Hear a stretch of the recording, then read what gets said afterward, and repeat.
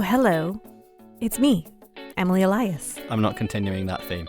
My name's Tom Wiggins, and this is Desert Island Dips, the podcast where we pit condiment against condiment and ask, if you were trapped on a desert island, a real one, with a single palm tree, a small fridge for the ones that aren't shelf stable, which 5 dips would you take with you?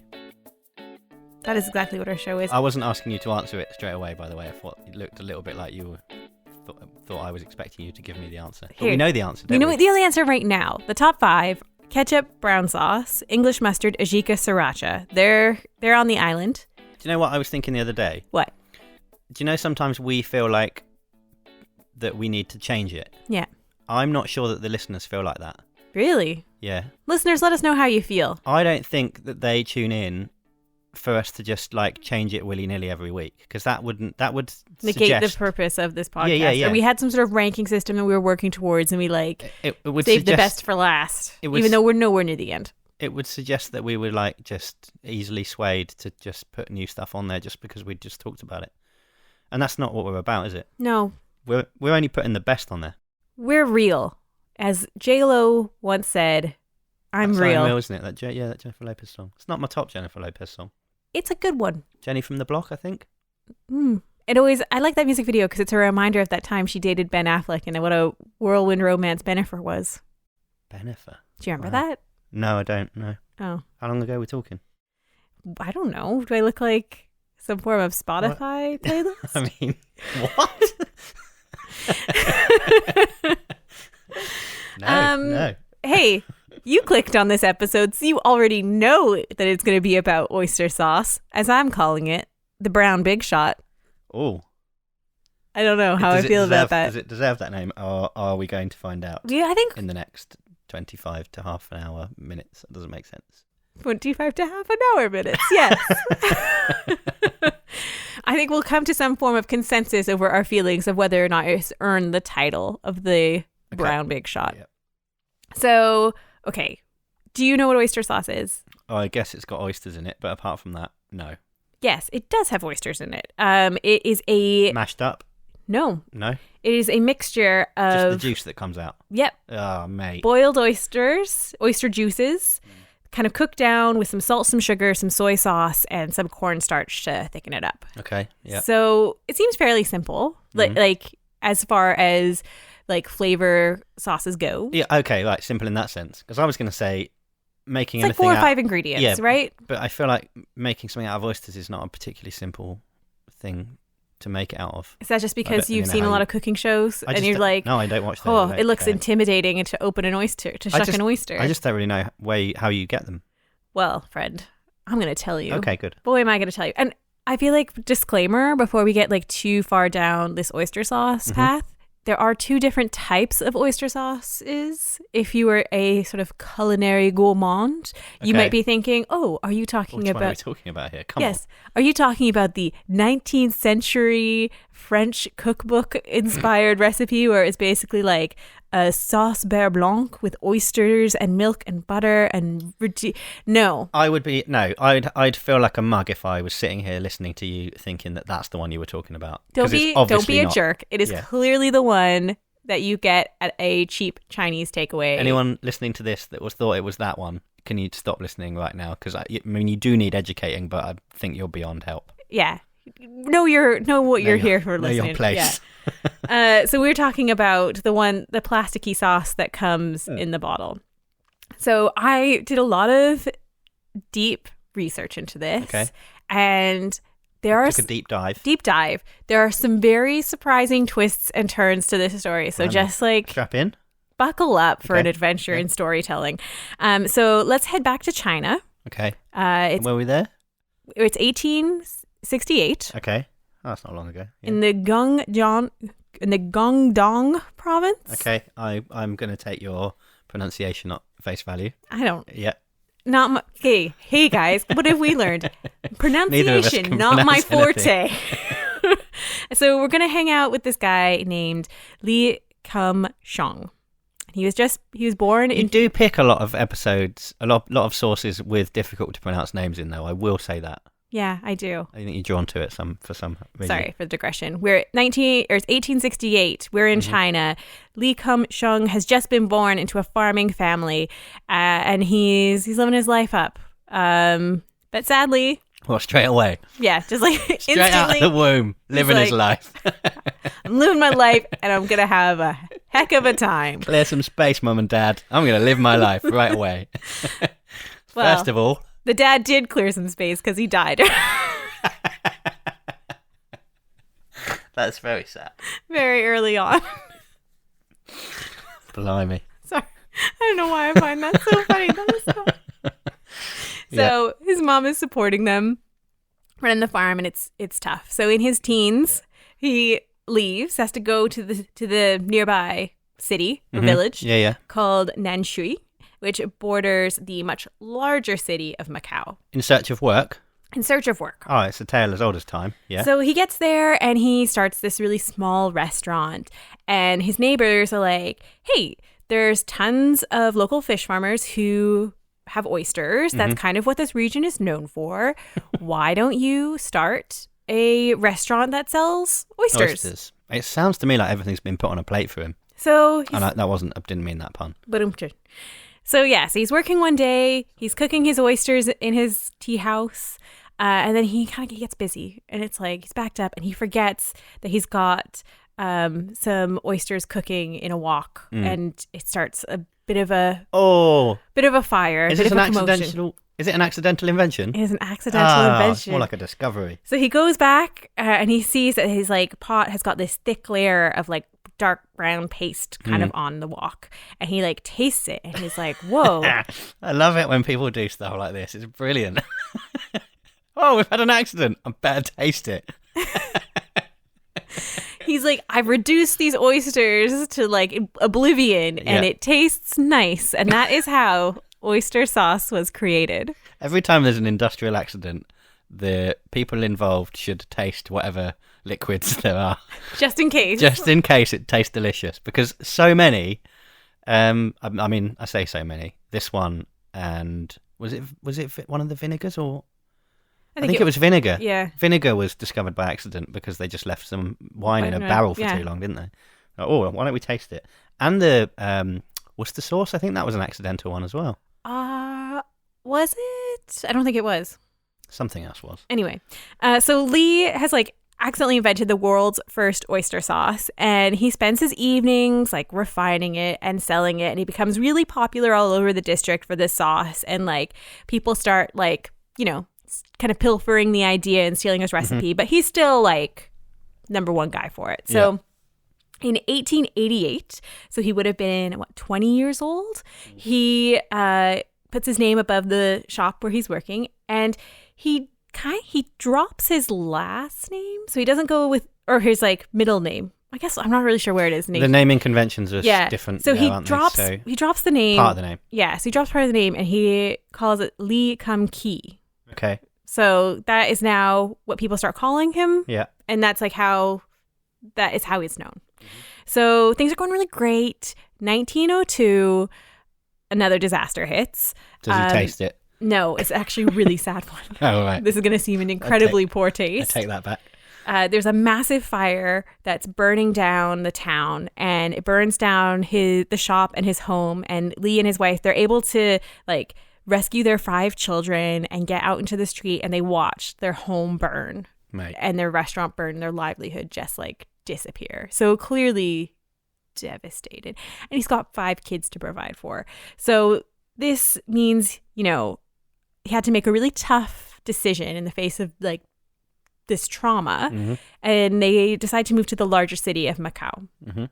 So he had like some clients through there, and he had, had his good reputation, and the family started to run a small grocery store, and he started production of oyster sauce and kind of put it in the grocery store. And then other people started copying him, but he claims he was the first one to like bottle it so you could take it home. So he eventually, like, they branch off. Sauce becomes very popular. The company moves its headquarters to Hong Kong, and they start trading to North America, Europe, Australia.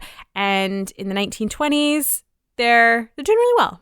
and just like Chinese immigration to other parts of the world is really helping spread this sauce. So Lee dies in Macau in December 1929 at the age of 61, and he passes it on to his son, who passes it on to his son, and they start to diversify, and they start making his son. He just starts making factories just to make things, and like they opened up a factory in Mozambique to make wash basins, and they started making umbrellas and leather cases and clothes and just like. From whatever they were filling whatever you up, need making, we'll make it. Yeah, they're filling up the company portfolio by having like factories all over the world making goods, and under the new leadership, the company really thrived, and we move into the 80s, and they're like, expanding into the U.S. and like all of this thing is like going really well for the Lee Kum Kee organization. So this business is run essentially by like a family council, and they debate the issues about how to keeping this company going. Yeah. And a recent report in Forbes says that they have a 1,000-year plan for the business. What? Yeah. Past Waterworld? Past Waterworld. Wow. They've got like a giant... So it started in the 20s? Essentially it started in about 1888. And they're so the plan goes right back. No, well, like starting in the 80s, I think is when they formalized this plan. But like, yeah, they're future planning. They're dynasty planning. It doesn't really matter when they started it. There's a lot more time left to go than has been passed already. Company, right? Yeah. So like 1,000 years. Yeah, and they now make. You can't plan that far in advance. They're dynasty planning. They've got 200 different types of products sold worldwide. Soy sauce, cooking ingredients, dipping sauces, convenience items, menu-oriented sauces, chili sauces, dressings, seasoning powders, sauces for noodles, pastas. I don't plan more than about 2 weeks in advance. This is insane. Can I just say another thing? Yeah. Do you think they've got like branches off of this plan? Like, and if we find another planet to go and live on, at this point, we'll go and do this. Yeah, like where does plan. Mars factor into this 1,000-year plan? Like, does it just say, like, and by the way, if we have conquered another planet, we will up production by 5 times. And if there is an alien invasion, we will pay off our overlords by donating sauces. Oyster Sauce. Yeah. Yeah. So this one accidental invention in a small, city in China has spawned this entire this crazy level of. It's like what's the word? Empire. Yes. Yeah. So you're probably thinking to yourselves, "Hey, these guys clearly have a lot of money. What are they doing with it?" Yeah. I hope it's some good stuff. Because condiment guys are good guys, as we all know. They've got an office in London. Okay. I mean, I hope they do more with it than just have an office in London. It's 20 Fenchurch Street. Okay. Sounds all right.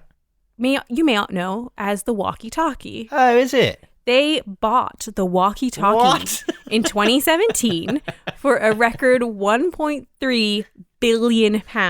They haven't just got an office. They haven't just got a floor. They've got the whole thing.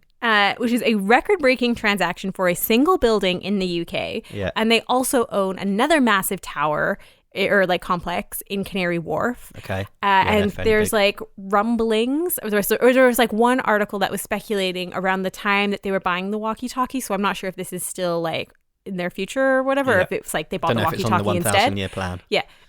But they were looking at buying the gherkin. What? At one point.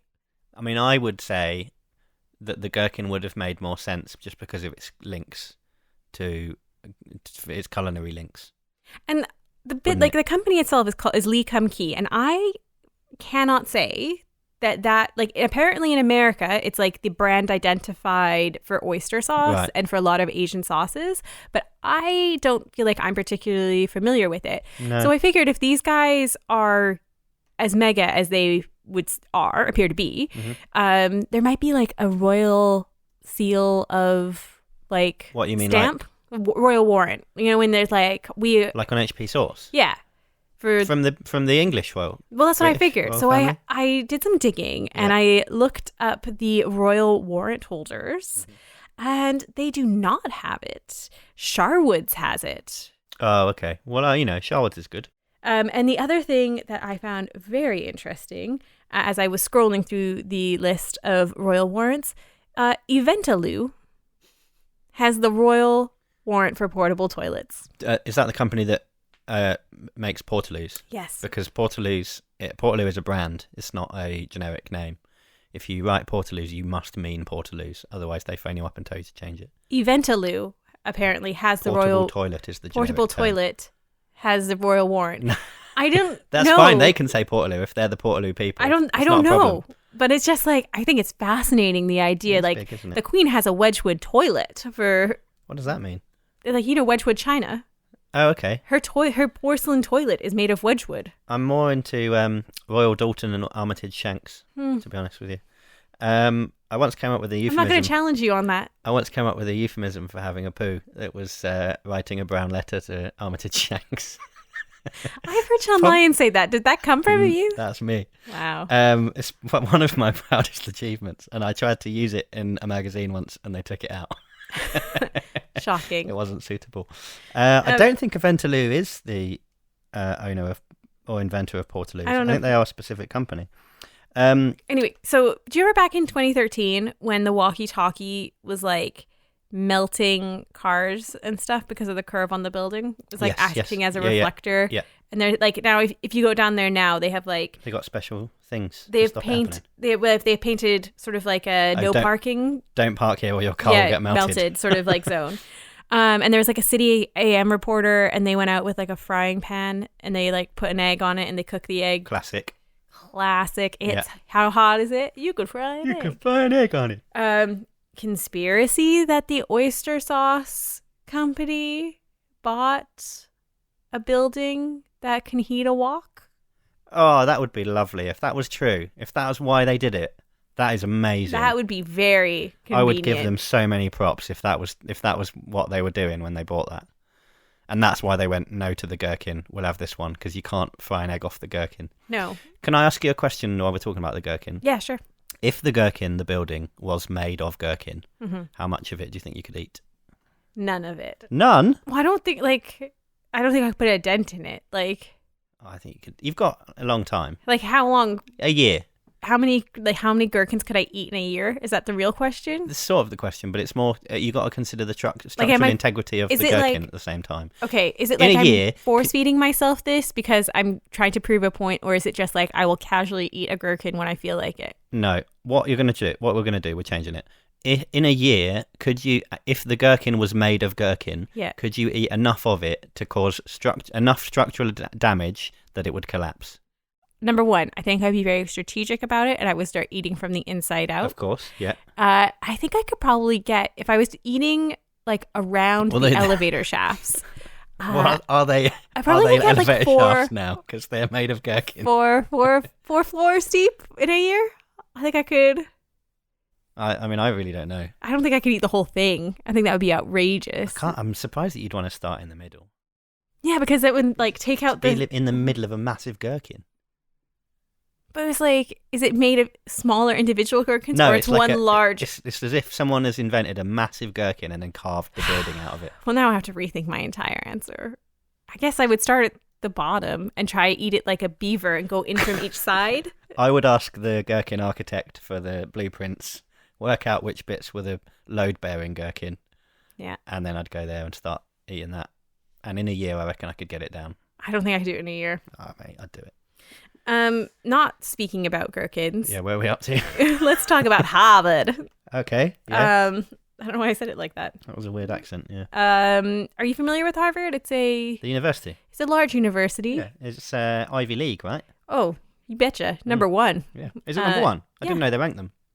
I'm pretty sure it's like the number one university ever. Yeah. So the Lee Kum Kee Center for Health and Happiness officially opened on May 11th. Nice. The Lee Kum Kee family reverted back to, I guess, his original name. They donated $21 million to support rigorous scientific efforts to explore and understand the interplay between positive psychological well-being, positive social environments, and physical health. So they're studying scientific happiness. I was not expecting this story to have this much to it. Really? Yeah. So I'm going to go with they're good guys. Absolutely. This has gone to places I was not expecting to go to. Maybe a part of the 1,000-year plan is like injecting happiness. Which, I mean, that's what condiments are all about, though, isn't it? Synthesizing the chemical formula for happiness and then putting it inside oyster sauce. Or I think then they're onto something slightly more dangerous. Because that's vaguely controlling, isn't it? If you can create a condiment that makes people happy, not in just, I mean, a lot of them do already, but if you can create one that's like a Xanax condiment engineered to make people happy, then you are in a very, very powerful position. I think condiment makers are in powerful positions already because of that's essentially what they do. But if it's, scientifically designed for that, where do you go next? To Mars. Yeah. I mean, I'm sure it's on their plan, probably sooner rather than later. So how often do you think that you eat oyster sauce? I'm going to say, I mean, I'm not a massive fan of seafood, so it wouldn't be something that I would reach for often, but I get the feeling that it's more prominent in Chinese cooking than people realize. I would totally agree with that. So there was a guy in The Atlantic, let's call him a journalist. His name's Andrew Ko, and he did a article called Chinese Brown Sauce, a detective story, trying to figure out what is that sort of Chinese like brown sauce. What is that brown sauce that all like stir fries and noodle dishes and like things seem to come in? Yeah. It kind of tastes the same throughout. Like not to sound like completely like a jerk, but like there's a certain level of Chinese cooking where it seems like it is the sort of default sauce. Yeah, it's like you have it spicy, you have it mild, but it's kind of like the same sort of like brown. Anyway, so he writes, various sites speculate that it's made from ketchup, potato starches, hoisin sauce, molasses, and so on. One cashier at a restaurant I visited said the sauce was mixed every day by the head chef. When I asked if I could speak to him, she said no. He then continued on to another restaurant where they said, yeah, sure, the chef's secret, she shouted from the kitchen. Hey, what's in the brown sauce? The answer was given back by one of the owner's sons. It is stock, soy sauce, oyster sauce, and a bit of cornstarch. Okay. So it's not just oyster sauce, but it's like a combination of. But it's a constituent part of it. Yeah. Yeah. And Ken Hom, you may remember him. My mum used to have, and probably still does, a number of his cookbooks. Yeah. Ken Hom's Hot Wok, I think one of them was called, which sounds a bit like a euphemism. We have his wok in our cupboard right now. It's a solid wok. I enjoy it daily, nearly. I hope you bought him another one. Good joke. I totally breezed over that. He has been evangelizing oyster sauce since the very early days. And there's a vintage Ken Hom clip on the BBC, which is awesome, where he's showing an easy recipe of boiled lettuce and then adding a mixture of 3 parts oyster sauce, 1 part oil. Yum, yum. Just to some lettuce? Yeah, boiled lettuce, boiled romaine lettuce. As an actual dish? Yeah. Okay. Not for me. I think Ken's got recipes. He's got way better recipes. I think it was that. He first came on television in 1982. 80 something, I think. Yeah. So this would have been very early days of Chinese cooking in this country. And he was explaining the difference between oyster sauce and oyster flavoring. Don't buy oyster flavoring because it's more. It's probably more serious, isn't it? I guess it's not oyster sauce. Yeah.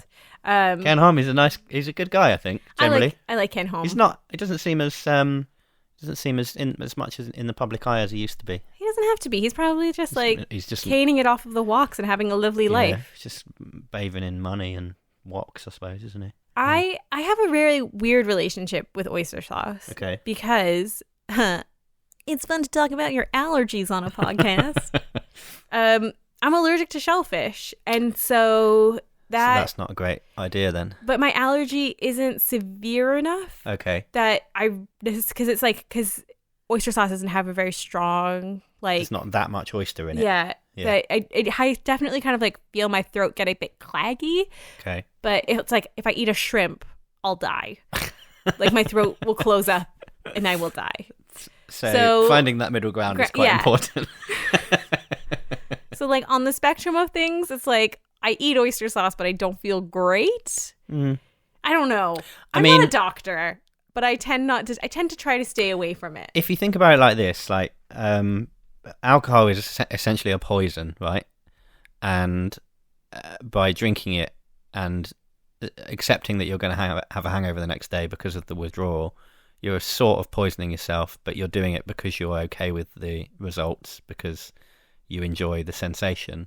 If you enjoy oyster sauce enough to put up with those negative effects, then who's to say that's a bad thing, right? I feel like I would rarely come into contact with oyster sauce. Like I don't. So you don't even really like it? Well, no, because I'm worried about it, because it does like make my throat, like, because it's my shelf has a very severe allergy. Like the last time I had seafood I was in Regina, Saskatchewan. I had ordered a quesadilla with chicken. The server, I think, was trying to like upsell, because the server was kind of a jerk. And he upsold it to put shrimp in it, and I had like 2 bites, and all instant, like, my throat started closing up, and I was like, I don't feel well. I gotta go. And I like managed to make it home. I like kind of like left money on the table and like didn't really look. Thanks for poisoning me. Well, I didn't look at the bill because I was with like a big group of people, and I just kind of like left money on the table and just kind of like took off. And I got home and my throat was like closing up, and I had managed to sort of like pass out on the couch, and my boyfriend at the time came in like much later than me, and he hadn't been with me that evening, and he just thought I got drunk and I was just like passed out on the couch wheezing, and he thought it was weird, but he just like didn't think much of it. And it was definitely a case where I had been given shellfish and I could have died. Yeah. And I then contacted the restaurant the next day and said to them, like, there was like, I didn't order this, and they pulled up my bill, and they said that I had asked for shrimp, and it was like, it doesn't say that. No, because it was an extra, right? So it was like add shrimp was and I was just like, it doesn't say who did it, does it? No, it was just kind of like, well, like, I clearly wouldn't order that. And they just got really aggro with me about it. And I was just like, I'm just trying to let you know that this happened. And I then boycotted them. Fair enough. Thanks for trying to kill me. That would, I think that would definitely colour my relationship with seafood and oysters, even in a sauce. Yeah. That's that kind of experience. I'm going to go out on a limb then and say that you probably don't want it on the island. No. Because, I mean, I don't think this island there's nothing on there that is necessarily out to get you, but it's already a potentially dangerous place to be. As far as like Asian profiles of flavors, like soy sauce, give me that. Love a soy sauce. Yeah. Give me a hoisin. Love a hoisin. Mm-hmm. Hoisin's not going to kill me. I don't need the oyster sauce. However, I do appreciate that the Lee Kum Kee Corporation is going to outlive me. Yeah. Going to outlive the generations of children I may have. 1,000 years. Yeah. Yeah. Like, they've got some crazy plans going on. Yeah. I support them. And they seem like good people to me. They buy buildings in London. I mean, that definitely does not make you a good person. Does it? Probably the opposite. But based on the at Harvard, that seems like a good way to spend some of your Happiness Institute sort of thing. It's not a real name. That seems a good way to spend your millions that you've made from selling oyster sauce and umbrellas. Like, they'd probably make that in like a minute. A second, yeah. But that seems like a good way to use your money. They, as long as there's not some other bad stuff going on, as long as that 1,000-year plan doesn't have like dominate the universe and enslave the human race on it, which we're going to have to assume it doesn't. I haven't read it, so no. Yeah. Well, it's not a public document, I don't think. So, as long as there's no bad stuff like that on there, then we have to, I think, stamp them with the condiment good guy stamp. Sure. That I'm going to go and get made up after this has finished. For Christmas gifts for everyone. Yeah. And say thanks, but no thanks. Hey, appreciate your global dominance as a food superpower. Yeah, and your crazy, sort of scary 1,000-year plan, but we don't want to introduce anything to the island that might kill any of the inhabitants. Yeah. So, on this island, it's going to be like, your magic cupboard with your 5 condiments, and then just you and me? Is that like, are we together on this island? No, I think... Or is it just... It Like, are we depends. buddies? Are we going to be hanging out? I think. It, Reenacting Netflix to each other? have you seen that film with Daniel Radcliffe in where he's on an island No. and Paul Dano No. and he's a farting corpse? No. It's really weird, but I actually quite liked it. I can't remember what it's called. Something Man. I went to Vienna with my sister, and like in the course of a day, she explained in great detail the plot of all of the Avenger films.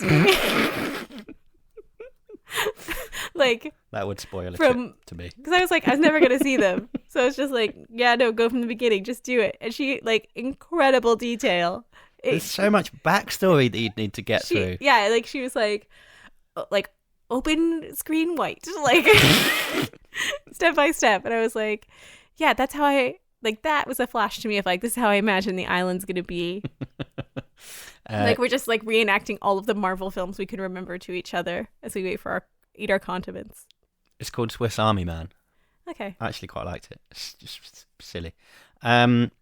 So no oyster sauce, but we're cool with those guys. So well done to them. I think that's the next best thing, isn't it? After, if you don't get on the island, Be a good guy. if we can anoint you as a condiment good guy, then you're kind of part of me thinks that's actually more important than getting on the island.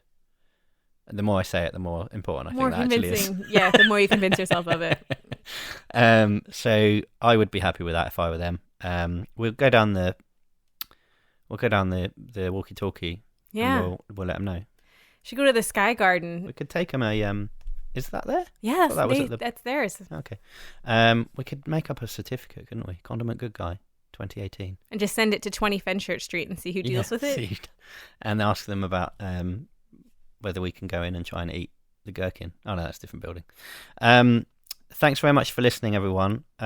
You can get in touch with us if you'd like to. Please, I desperately would love an email. I'd like to know how long people think that they would take to, or if they could knock down the gherkin if it was made of gherkin and they were eating it. That would be interesting to me. Twitter.com / at. Do you have to put the at in? I don't think you do you? Desert Island Dip is where you can find us on Twitter. Instagram at Desert Island Dips. All of the dips. That's just one S, but I made it last longer. Facebook is the same, Desert Island Dips, and the email address is desertislanddips@gmail.com.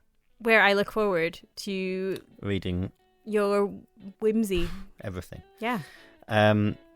Thanks for listening. Leave us a review if you would like to. Even if you wouldn't like to, leave us a review. At this point, I feel like just like give any form of feedback.